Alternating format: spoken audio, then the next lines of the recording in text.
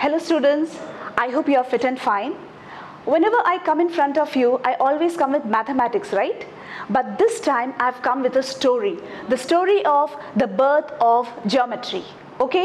तो टाइम क्यों वेस्ट करें, चले हम कहानी की ओर बढ़ते हैं।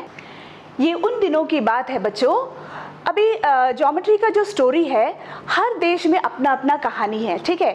But first I like to start with the country Egypt.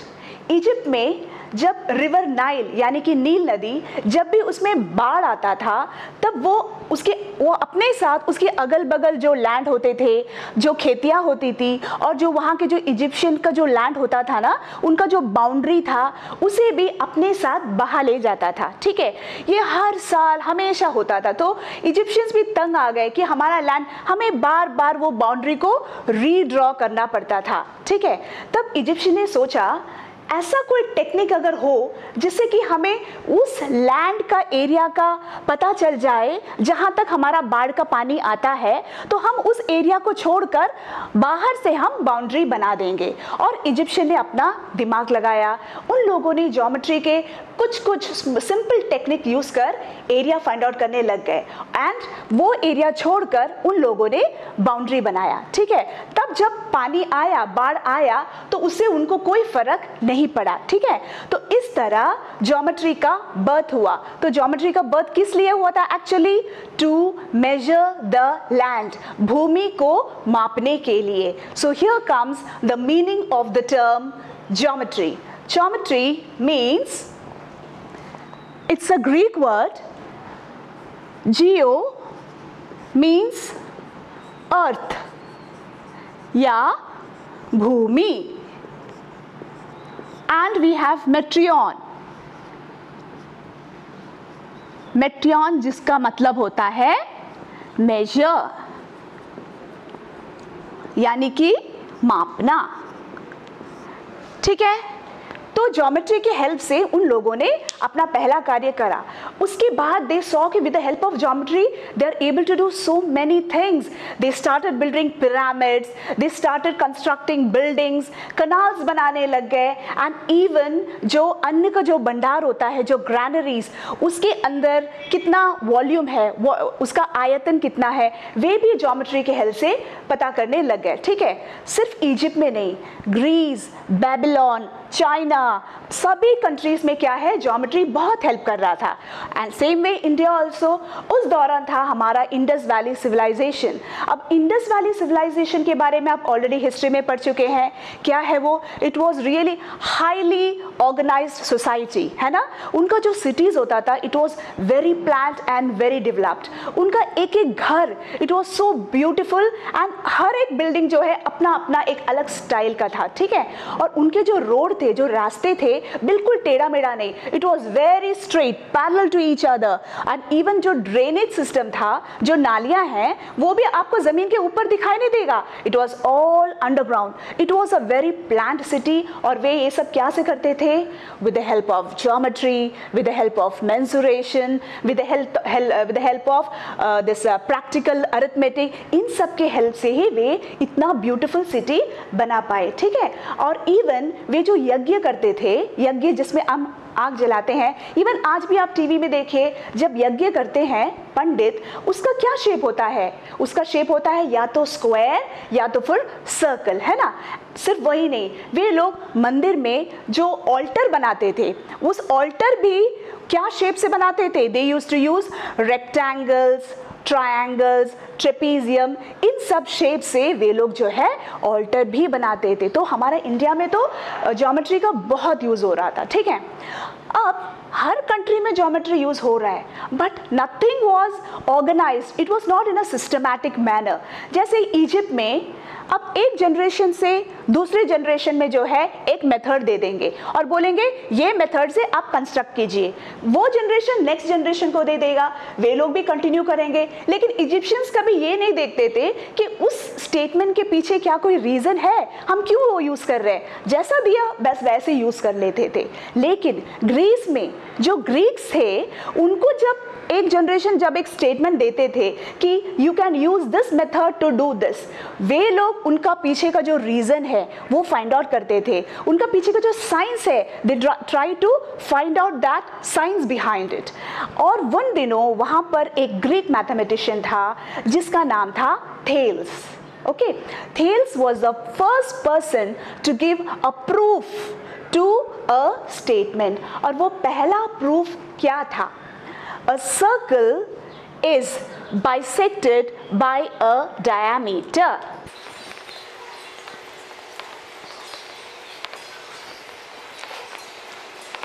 माने एक सर्कल को एक व्यास, एक diameter divides into 2 equal halves. ये था सबसे पहला प्रूफ जो थेल्स ने बनाया। अब थेल्स का एक शिष्य था, एक स्टूडेंट था जिसका नाम था Pythagoras. Pythagoras is very common and popular name, right? Pythagoras का अपना एक टीम था और उस टीम के साथ पाइथागोरस ने बहुत सारे इन्वेंशन किए ज्योमेट्री में और ज्योमेट्री को बहुत आगे तक बढ़ाया। ठीक है, इन्हीं दोनों और एक मैथमेटिशियन था इजिप्ट में, एक Egyptian mathematician, his name was Euclid. Okay, Euclid बड़ा दिमाग वाला था। उसने क्या किया, अब हर जगह में ज्योमेट्री यूज हो रहा है, राइट? उन्होंने क्या किया, हर जगह का जो ज्योमेट्री है सबको लिया, सारा स्टेटमेंट्स को लिया और उन्होंने उसको ऑर्गेनाइज्ड वे में, सिस्टमैटिक वे में एक किताब बनाया जिस किताब का नाम था एलिमेंट्स। उस किताब का नाम था एलिमेंट्स।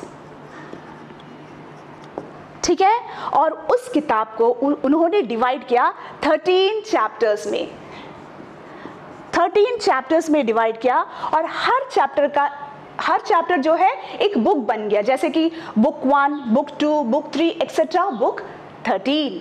ठीक है, नाउ हमारा जो चैप्टर का नाम है that is introduction to Euclid's geometry. एकदम इंट्रोडक्शन है, इसलिए इस चैप्टर में जो भी लिंक्स हैं वो सब उनका बुक 1 से लिया हुआ है। ओके स्टूडेंट्स, अब हम देखेंगे कि what was Euclid's approach towards the geometry. अब बुक 1 में सबसे पहले उन्होंने 4 चीजों के बारे में बताया। Okay, he told us about 4 things. The 4 things were solid, plane यानी कि surface, then the third was line and then it was point. सबसे पहले उन्होंने ये 4 पॉइंट्स के बारे में बताया। ठीक है, according to Euclid what is solid. अब जैसे मैं एक एग्जांपल ले लेती हूँ, ये एक डस्टर, ठीक है, now this is a solid, है ना। It has got, according to him, it has got a shape, it has got a size, it has got a position and it can be moved from one place to another. Okay, so this is a solid, you can hold it, right? It has got for this example, it has got a length, it has got a breadth, it has got a height. So there are 3 dimensions. So a solid is 3-dimensional. 3-dimensional. ठीक है, The next was plane. अब इसी duster में आप देख लीजिए, सिर्फ एक पार्ट को अगर देखा जाए, दिस इज अ प्लेन। इस प्लेन पर you got a length also and you got a breadth also. So how many dimensions do you have? It is 2 dimensions. ठीक है, even if I draw a figure, now this is a plane, ये एक plane है ना। So a plane is always 2-dimensional. Next is line. Line क्या है? It has got just the length, सिर्फ उसका एक लेंथ ही होता है ना, उसका ब्रेथ तो नहीं होता, और थिकनेस को भी जो है हम इग्नोर कर देते हैं। So this is 1-dimensional. It's 1-dimensional. And the point, what about the point? Point has got no dimension. No dimension. After discussing these 4 points, he gave 23 definitions in his book 1, of which a few definitions are given in your textbook. Let's have a look at it. So the few definitions are as such. A point is that which has no part. एक बिंदु वह है जिसका कोई भाग नहीं होता.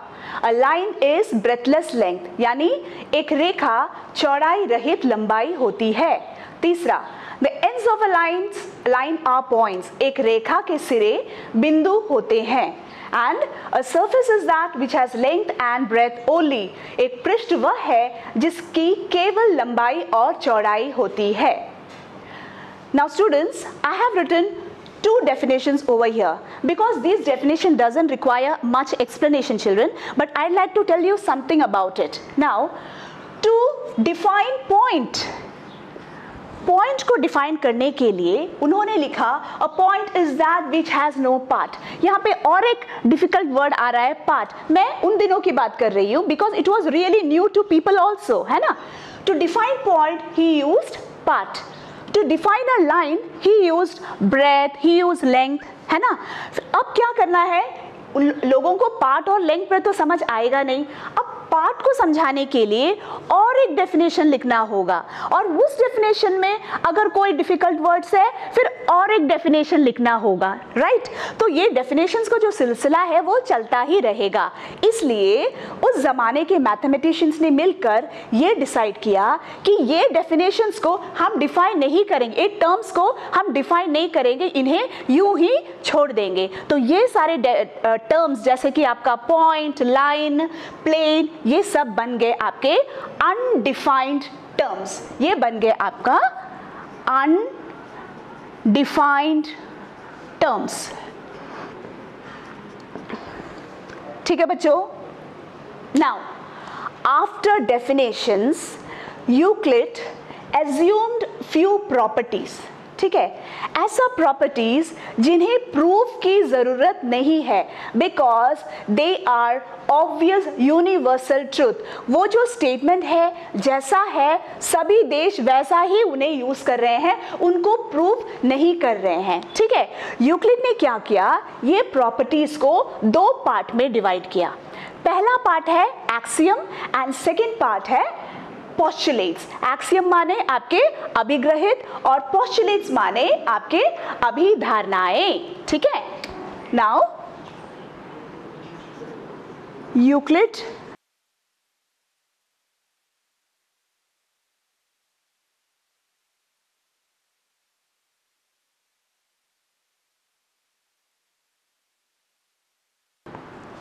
ठीक है बच्चों.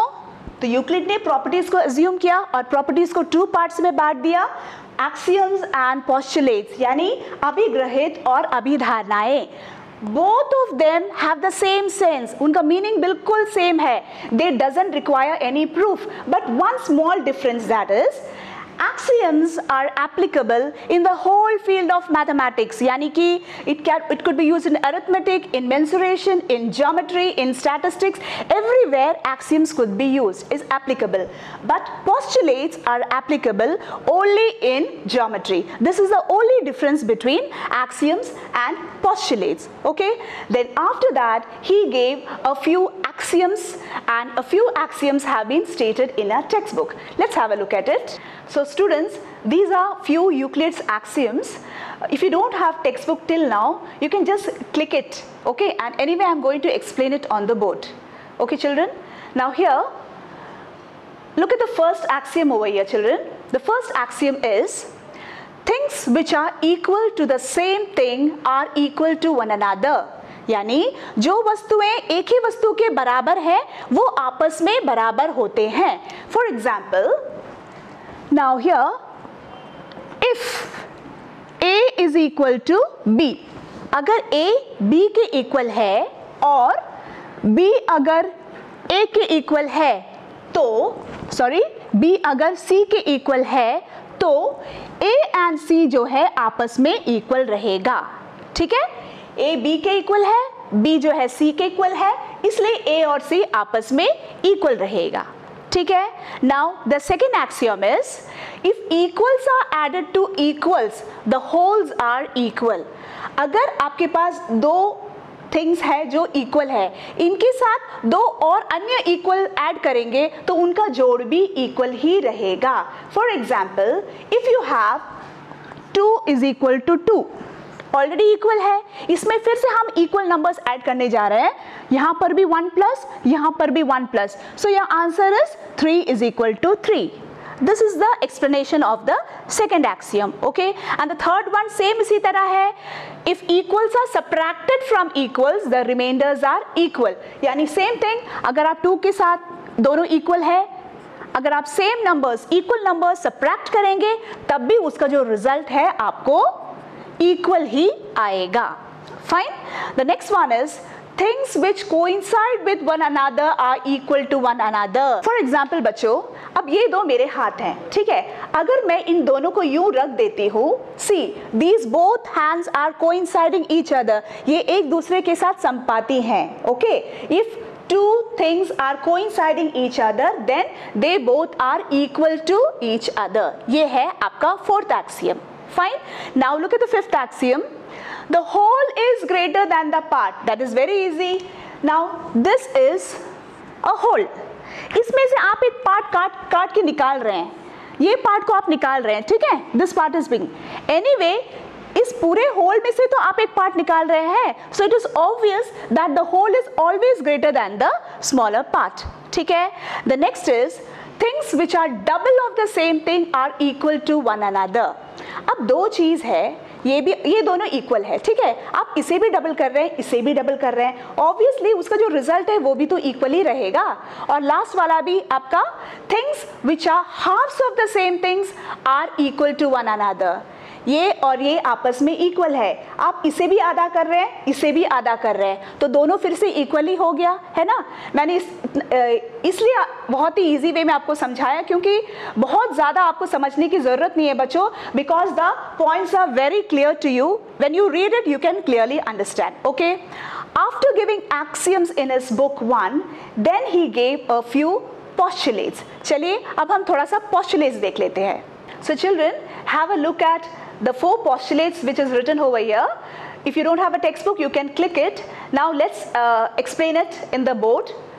Now here बच्चों, the first postulate, a straight line may be drawn from any one point to any other point. यानी एक बिंदु से एक रेखा दूसरे बिंदु तक आप बना सकते हैं. A straight line can be drawn from one point to another. This is the first postulate. लेकिन यहाँ पर ये नहीं बताया है कि how many lines can be drawn between 2 points.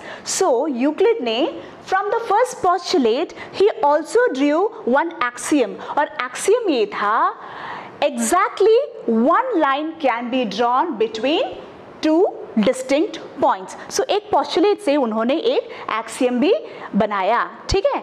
Now the next postulate is a terminated line can be produced indefinitely. यानी कि एक शांत रेखा को हम अनिश्चित रूप से बढ़ा सकते हैं. अब जैसे कि अब ये एक terminated line है ना, एक शांत रेखा है, इसे हम दोनों तरह से बढ़ा सकते हैं. This is your second postulate. Now the third postulate is very easy. A circle can be drawn with any center and any radius. है ना, कहीं पर भी आपको एक बिंदु दे दो, आपको एक त्रिज्या दे दो, आप एक सर्कल बना सकते हैं. Fine. And the last one, the fourth one is all right angles are equal to one another. Right angle means 90 degree. जहाँ पर भी आपको एक एंगल है जिसका मेजर 90 डिग्री है, all the 90 degrees will be equal, isn't it? So all the right angles are equal to each other. हर समकोण एक दूसरे के साथ बराबर होते हैं. अब जो फिफ्थ वाला जो postulate है, all these 4 postulate are quite easy, है ना? But the fifth postulate उस जमाने के हिसाब से it was a little complicated, है ना? तो उसको जो है थोड़ा और better way में यूक्लिड ने उसको समझाया. चलिए हम जरा fifth postulate भी देख लेते हैं. Now look at the fifth postulate. If a straight line falling on 2 straight lines make the interior angles on the same side of it taken together less than 2 right angles, then the 2 straight lines, if produced indefinitely, meet on that side on which the sum of angles is less than 2 right angles. Hindi में देख लीजिए, यदि एक सीधी रेखा दो सीधी रेखाओं पर गिरकर अपने एक ही ओर दो अंतःकोण इस प्रकार बनाए कि इन दोनों कोणों का योग मिलकर दो समकोणों से कम हो, तो वे दोनों सीधी रेखाएं अनिश्चित रूप से बढ़ाए जाने पर उसी ओर मिलती हैं जिस ओर यह योग दो समकोणों से कम होता है। देखो बच्चों, now I read the fifth postulate for you. By reading itself, don't you feel that it is a little complicated? But the actual meaning is very easy. Fifth postulate में क्या बताया है? If you have two lines, fine, and one line is cutting both the lines. ठीक है, अब यहाँ भी आपका इंटीरियर एंगल्स है और यहाँ भी आपका इंटीरियर एंगल्स है। इन दोनों को जोड़कर देखिए, जो भी तरफ में आपका 180 से कम एंगल आया उस तरफ आप लाइंस को एक्सटेंड कीजिए। It will meet somewhere or the other. This is the fifth postulate. यानी आपको इंटीरियर एंगल्स जिस भी तरफ आपको 180 से कम आए उस तरफ का लाइन को आप अगर बढ़ाएंगे, they will go and meet somewhere or the other. Isn't it easy, the fifth postulate? Fine. I hope this is clear to you. Now, after forming definitions and axioms and then postulates, what Euclid did is that he started using the axioms and the postulates to prove some other statement, some other result, and he started proving now. And when he started proving, the name he gave to the statements that could be proved was propositions.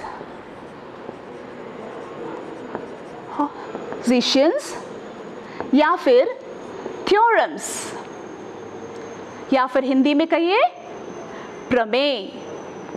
यानी जो statements को prove किया जा सकता है, सिद्ध किया जा सकता है, उनका नाम पड़ गया थियरम्स या फिर प्रमेय। And he made 465 theorems. He proved 465 theorems. Okay, now let's see a few examples ki how Euclid used his own axioms and his own postulates to prove some other result. Now look at the questions. The first one, if A, B and C are the 3 points on a line and B lies between A and C, then prove that AB plus BC is equal to AC. यदि A, B और C एक रेखा पर स्थित 3 बिंदु हैं और B बिंदुओं A और C के बीच में स्थित हैं, तो साबित कीजिए कि AB plus BC is equal to AC. आपको डायग्राम भी दिया हुआ है. And look at the next question also. Prove that an equilateral triangle can be constructed on any given line segment. यानी साबित कीजिए कि एक दिए हुए रेखाखंड पर एक समबाहु त्रिभुज की रचना की जा सकती है. Now बच्चों, I have written both the questions on the board. Look at the first question here. If A, B and C are 3 points on a line and B lies between A and C, then prove that AB plus BC is equal to AC. Now यहाँ पर आप देख सकते हैं ये जो line AC है और if we are taking AB plus BC, तो वो भी सेम लाइन ही है ना. AC एक लाइन है और अगर इसी को AB plus BC लेते हैं वो भी वही लाइन है. What does that mean? That means that both the lines taken as AC and taken as AB plus BC, both the lines are same. यानी both the lines are coinciding each other. और coincidence वाला आपका कोई axiom है क्या? That is your axiom number 4. Axiom number 4 में क्या था? If two things coincide each other, then they both are equal to each other, isn't it? Let me write the axiom for you.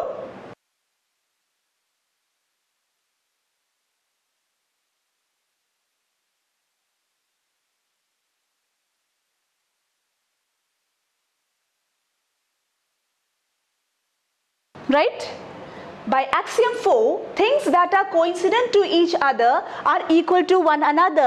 यानी हम कह सकते हैं कि जो लाइन AC है और जो लाइन AB plus BC है वो आपस में इक्वल है. Therefore we can write what?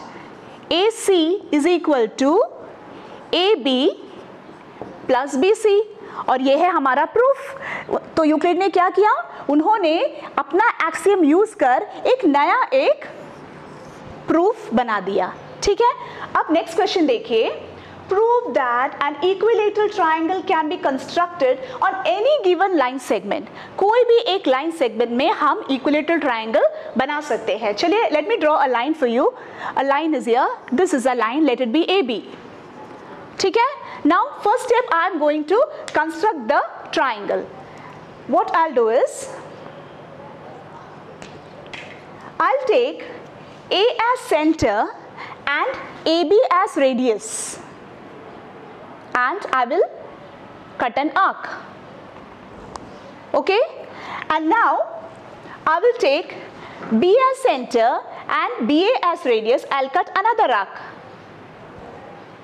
So both the arcs will meet somewhere or the other, isn't it? Here we'll join it. Name it. This is your C. We've got a triangle now. But what have you to prove? That it is an equilateral triangle. यानी हमें prove करना है कि ये तीनों जो है बराबर है, समबाहु है. ठीक है. तो उसके लिए सबसे पहले here देखिए, AB is equal to AC. AB is equal to AC. क्यों इक्वल है? क्योंकि मैंने इसको सेंटर लिया, इसको रेडियस लिया, तो एक सर्कल बन रहा है ना एक्चुअली. तो this is also radius and this is also radius. So we'll write radii of same circle. ठीक है. अब यहां से देखिए, BA is equal to BC. फिर से वही रीजन है, क्योंकि हम यहाँ पर सेंटर रखकर रेडियस लेकर हमने एक आर्क बनाया. तो ये भी रेडियस है और ये भी रेडियस है. हम BA को AB भी लिख सकते हैं, है ना. तो हम लिखेंगे AB is equal to BC.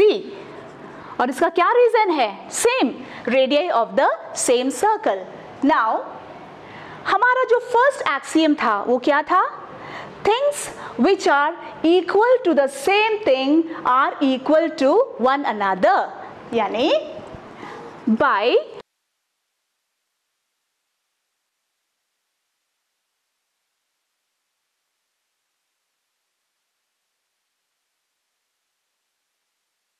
this is your first axiom.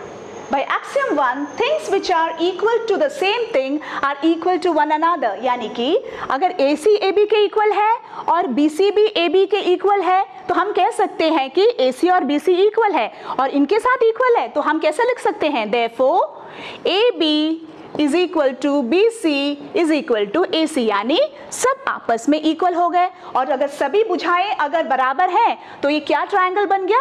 This became an equilateral triangle. So this way he used his own axioms and postulates to prove to get new results. ठीक है. अब मैं आपको exercise से related कुछ questions करके बताऊंगी. Now look at this board, children.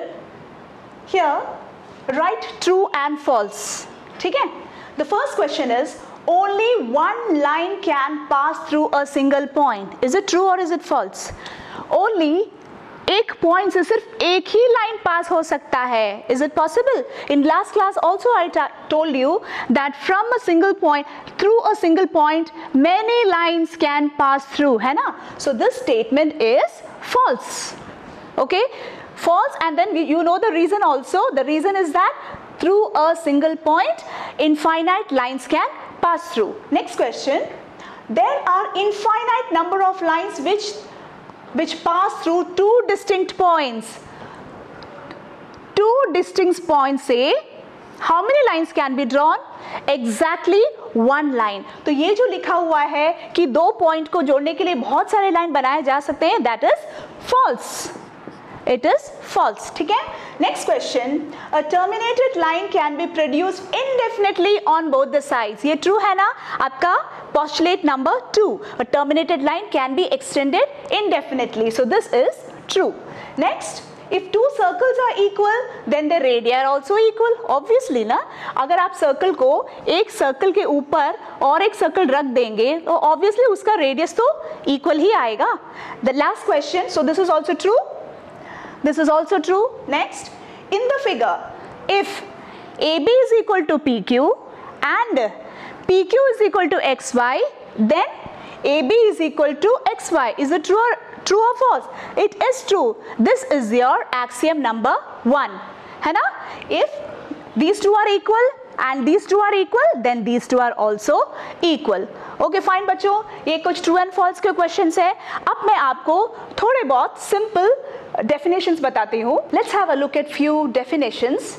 Now the first one here is parallel lines, यानी कि समांतर रेखाएं. What is parallel lines, children? Two lines that travels throughout with equal distance between them is called parallel lines. These are the two parallel lines. The distance will always be same throughout the traveling. That is parallel lines. आपको definitions जिस तरह आपको समझ आता है, that way please write down the definitions. Okay. Now, what is perpendicular lines? Perpendicular lines, two lines are said to be perpendicular to each other when the angle between both the line is 90 degree. Yani this is one line and this is one line. The angle between both the lines should be 90 degree. तब उन्हें कहा जाता है लंब रेखाएं. ठीक है? Now look at line segment, यानी कि रेखाखंड. रेखाखंड क्या होता है? It's a part of a line. एक रेखा का जो भाग होता है वो होता है रेखाखंड. ठीक है? और radius of a circle क्या होता है? You know what is the radius, but it's difficult to explain it. So write it in simple words. This is a circle. ये आपका radius होता है ना? तो how will you write the definition? A line segment from the center of the circle to any point on the circle. To any point on the circle. ये सब आपका radius है. ये बन गया आपका त्रिज्या. ठीक है? Now here it is square. What is a square? Square is a quadrilateral. It is a quadrilateral with all four sides equal and each angle 90 degree. That's a square. यानी कि वर्ग किसे कहते हैं? जो एक चतुर्भुज जिसके सभी भुजाएं बराबर होते हैं और हर कोण समकोण होता है. Now with the help of this one or two exercises that I have done, you can do your exercise 5.1. चलिए वो हम देख लेते हैं. Now exercise 5.1, look at question number 1 and question number 2. Just now I explained these two to you. You can do it by yourself. ठीक है? That is definitions and true and false. Look at the third question, children. Consider two postulate given below. एक पहला वाला दिया हुआ है.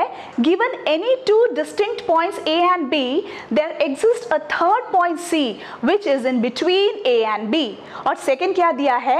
There exists at least 3 points that are not on the same line. अब ये दोनों को देखिए. पहला वाला बता रहा है कि all the 3 points are on the straight line. लेकिन 2 में क्या बता रहा है कि ऐसा 3 पॉइंट है जो सेम लाइन में है ही नहीं, एकदम अलग. ठीक है? Now see the questions. Do these postulate contain any undefined terms? Of course, you've got point there. आपका वहाँ पे line है और भी कुछ terms होंगे जो कि undefined terms है. आपको सिर्फ उनका नाम लिखना है. Next part, are these postulate consistent? Yes, they are consistent क्योंकि इन दोनों का जो situations है वो completely different है. So they can be said consistent. And the third part, do they follow from Euclid's postulate? Explain. No, they do not follow the Euclid's postulate क्योंकि आपके पांचों postulate में ऐसा कोई भी postulate नहीं है. तो ये तीनों question बच्चों आप लोग complete कर लीजिएगा. So children, I hope you enjoyed the class today. In the next class, I'll be doing some exercises from the Euclid chapter and we'll meet soon. Till then, enjoy your holidays.